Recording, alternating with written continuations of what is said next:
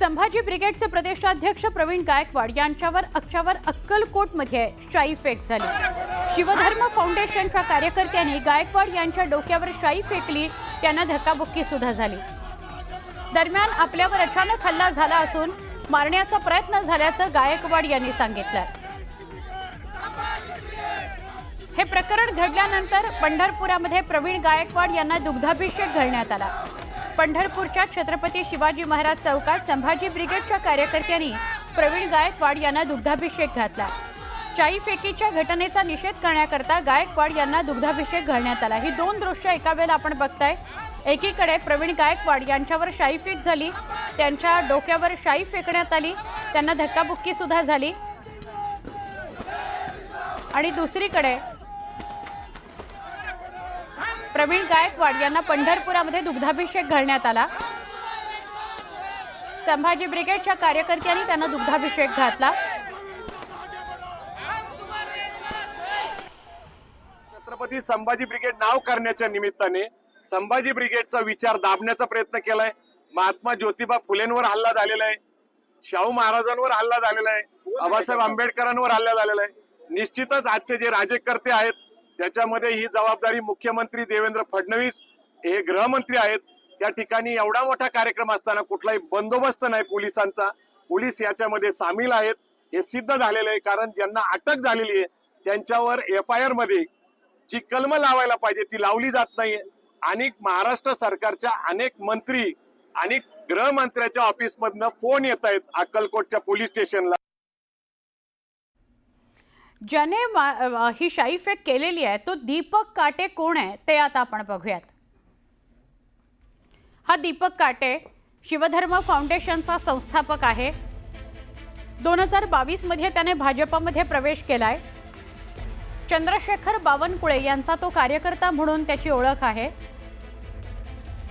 बावनकुळेंच्या उपस्थितीत इंदापूर तालुक्यामध्ये भाजपच्या 52 शाखांचं उद्घाटन त्यानं केलेलं आहे। शिवधर्मच्या माध्यमातून पुरंदर किल्ल्याच्या पायथ्याशी संभाजी ब्रिगेड विरोधात आंदोलन करण्यात आलं। आंदोलनानंतर संभाजी बीडी हे नाव बदलण्यात आलं।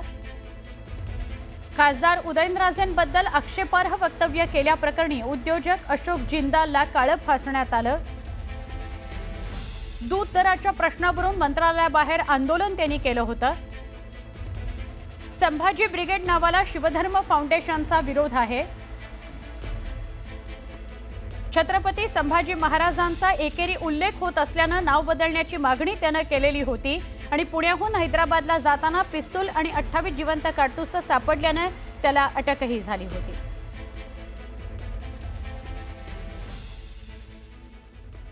आपण थेट जाणार आहोत आमच्या प्रतिनिधी प्रणाली कापसे यांच्याशी बोलण्याकरता। प्रणाली, ही जी शाई फेकीची घटना आहे, धक्काबुक्की झाली असाही आरोप आहे। ज्याने शाई फेक केली आहे तो भाजपचा कार्यकर्ता आहे, बावनकुळेंचा कार्यकर्ता आहे असं समोर येत आहे। आपल्या सोबत रोहित पवार आहेत, आपण काय संवाद साधाल त्यांच्याशी या अनुषंगाने? नक्की रोहित पवार यांनी आत्ताच या संपूर्ण प्रकरणावर त्यांचं मत नेमकं काय आहे ते प्रदर्शित केलं आहे। जनसुरक्षा कायद्यासारखे कायदे हे अशा लोकांच्या म्हणजे उजव्या कडवट विचारसरणीच्या लोकांची सुरक्षा करण्याकरता आहे का, असा सवालसुद्धा त्यांनी उपस्थित केला आहे। प्रवीण गायकवाड यांच्यावर जो हल्ला झालेला आहे त्याचा आपण निषेध केला आहे। आज आपण काळे कपडेसुद्धा घालून आलात निषेध करण्यासाठी, आपली काय संपूर्ण या विषयावर प्रतिक्रिया? हे बघा, काल जर आपण बघितलं तर काल प्रवीणदादा गायकवाड एका ठिकाणी भाषण करण्यासाठी गेले होते आणि सामाजिक कार्यक्रम होता। तिथं हा दीपक काटे जो भाजपचा पदाधिकारी, युवा मोर्चाचा तो भाजपचा कार्यकर्ता आहे, काही नेत्यांचा जवळचा आहे भाजपच्या, आणि ज्याच्यावर स्वतःच्या भावाला मारलं, पुणे FIR होऊन तो 7 वर्ष जेलमध्ये सुद्धा जाऊन आलेला आहे।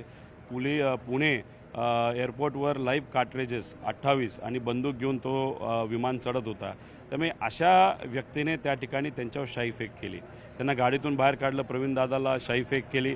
प्रवीणदादा थोडा वेळ साईडला गेले आणि त्यानंतर परत एकदा त्यांना रस्त्यावर आणलं आणि असंही म्हणलं जातं की त्या दीपक काटेच्या अंगावर पिस्तूलसुद्धा त्या ठिकाणी होती। मग कुठेतरी प्रवीणदादा गायकवाडांना मारण्याचा प्रयत्न हा दीपक काटेली केला आणि दीपक काटेच्या मागे कोण असा आमच्या सगळ्यांचा प्रश्न आहे। आणि आपण जर बघितलं तर जो कायदा जनसुरक्षा कायदा आला होता त्यात मी बोललोही होतो की तुम्ही कडव्या डाव्यांबद्दल आता इथं बोलत आहात, तसं कडवे उजवे सुद्धा आहेत, त्याबद्दल आपण कधी बोलणार आहोत. त्यामुळे डावे आणि उजवे हे मान्य आपण करू शकतो, विचार वेगळे असू शकतात, सेंटरचा एक विचार आहे. पण कडवे जर एका बाजूचे चुकीचे असतील, खराब असतील, तर दुसऱ्या बाजूचे कडवे सुद्धा चुकीचेच असं आपल्याला म्हणावं लागेल. आम्ही प्रवीणदादा बरोबर आहोत. परंतु आता जसं तुम्ही सांगितलं की काटे हा भाजपचा कार्यकर्ता आहे, त्याच्यामुळे योग्य ती चौकशी होऊन योग्य ती कारवाई होईल असं वाटतं का तुम्हाला? नाही, पण त्याच्या मागे कोण होतं, काय कट होता, हे सुद्धा बघण्याची जरूरत आहे. ठीक आहे, सरकार यांचं आहे, सरकार प्रतिगामी विचाराचं आहे आणि त्याच्यात जर हा कार्यकर्ता त्यांचाच असेल तर त्यातून काय बाहेर निघेल हे आम्हाला सांगता येणार नाही. पण कुठंतरी मर्डरच करण्याचा प्रयत्न प्रवीणदादाचा झाला आणि मी लोकांनाही विनंती करतो, महाराष्ट्राच्या नागरिकांना, खऱ्या अर्थाने डोळ्यात तेल घालून आता आपल्याला काम करण्याची जरूरत आहे. विचार जर जपायचा असेल तर अशा कार्यकर्त्यांच्या पाठीमागे सुद्धा भक्कमपणे आपल्या सगळ्यांना उभं राहावं लागेल. विधानसभेमध्ये आज आपण हा प्रश्न उपस्थित करणार आहात का? कारण काल हा जो संपूर्ण प्रकार घडलेला आहे त्याचा राज्यभरातून ठिकठिकाणून निषेध होतो. स्थगनसुद्धा मी स्वतः त्या ठिकाणी टाकला आहे, इतरही सर्व नेत्यांनी टाकला असावा अशी माझी अपेक्षा आहे. आत्तासुद्धा आम्ही आंदोलन म्हणजे 1 तासभर मी तरी या पायऱ्यांवर बसून या गोष्टीचा निषेध तिथं करणार आहे. प्रवीणदादाला पाठिंबा देणार आहे. फक्त प्रवीणदादा नाही तर असे अनेक कार्यकर्ते जे पुरोगामी विचारासाठी लढत आहेत त्यांना पाठिंबा आम्ही सर्वजण देणार आहोत. एक शेवटचा प्रश्न, काय कारवाई केली गेली पाहिजे अशी तुमची मागणी आहे? नाही, एक तर आता त्याला पकडलं असं आम्हाला कळतं आहे की कलम कुठले टाकतात हे सुद्धा तिकडं बघावं लागेल.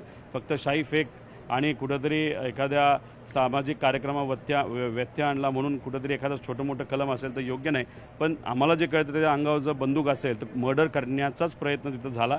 त्यामुळे त्याच अनुषंगाने त्याच्यावर कलम करून त्याला पुढचे 10-12 वर्ष जेलमध्ये तरी टाकलं पाहिजे. अशी माणसं जर रस्त्यावर फिरायला लागली, उद्या जाऊन कोणाच्याही अंगावर ते गोळ्या मारतील, नाहीतर शाई फेक करतील, नाहीतर जे काय करायचं ते करतील. ठीक आहे, धन्यवाद आमच्याशी संवाद साधल्याबद्दल. तर हे होते रोहित पवार, ज्यांनी प्रवीण गायकवाड प्रकरणामध्ये तीव्र शब्दात निषेध व्यक्त करत त्यांच्यावर हल्ला करणाऱ्या काटेला जास्तीत जास्त शिक्षा केली गेली पाहिजे. त्याच्या अंगावर बंदूक असल्याचा सुद्धा काही जणांची माहिती असल्याचं त्यांनी म्हटलेलं आहे. त्यामुळे त्या अनुषंगाने जास्तीत जास्त कठोर कलमं त्यांच्यावर टाकली गेली पाहिजे अशी मागणी त्यांनी केली आहे. नक्की. धन्यवाद प्रणाली, आपण माहिती दिली त्याबद्दल.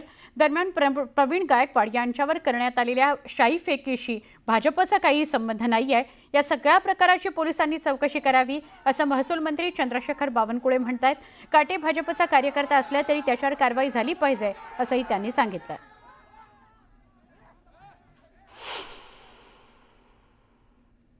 प्रवीण गायकवाड यांच्या हल्ल्याचा भारतीय जनता पार्टीचा काही संबंध नाही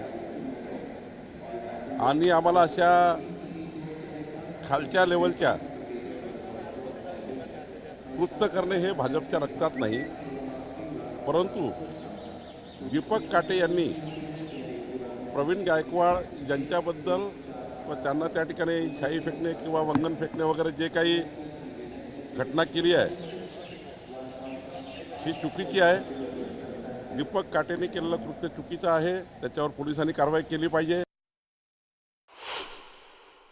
प्रवीण गायकवाडच्या केसबद्दल मी जे काही प्रकरण झालं त्याबद्दल खरं तर दीपक काटेवर कारवाई झाली पाहिजे आणि यावर प्रवीण गायकवाडच्या केसचा भारतीय जनता पार्टीचा कुठलाही संबंध नाही आणि आरोपी कुठलाही असो, कोणत्याही पक्षाचा असो, आरोपी हा कुठल्याही पक्षाचा आता तो आरोपी आहे. दीपक काटेंनी प्रवीण गायकवाडसोबत असं वर्तन करायला नको होतं आणि हे भारतीय जनता पार्टीला मान्य नाही.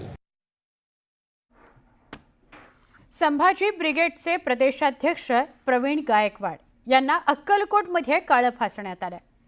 या घटनेनंतर आता संभाजी ब्रिगेड मराठा सेवा संघ, मराठा क्रांती मोर्चानं पुण्यामध्ये बैठक बोलावलेली आहे.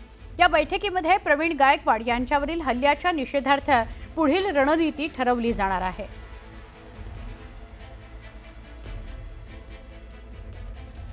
आमचे प्रतिनिधी अभिजित पोते यांच्याशी आपण सविस्तर बोलूया. अभिजित, काय अधिक माहिती या बैठकीसंदर्भात? सुवर्णा, काल अक्कलकोटमध्ये प्रवीण गायकवाड जे संभाजी ब्रिगेडचे प्रदेशाध्यक्ष आहेत त्यांच्यावरती शाई फेक झाली आणि त्या प्रकरणानंतर आता मराठा समाज किंवा मराठा समाजातील ज्या संघटना आहेत त्या अधिक आक्रमक झालेल्या पाहायला मिळतात.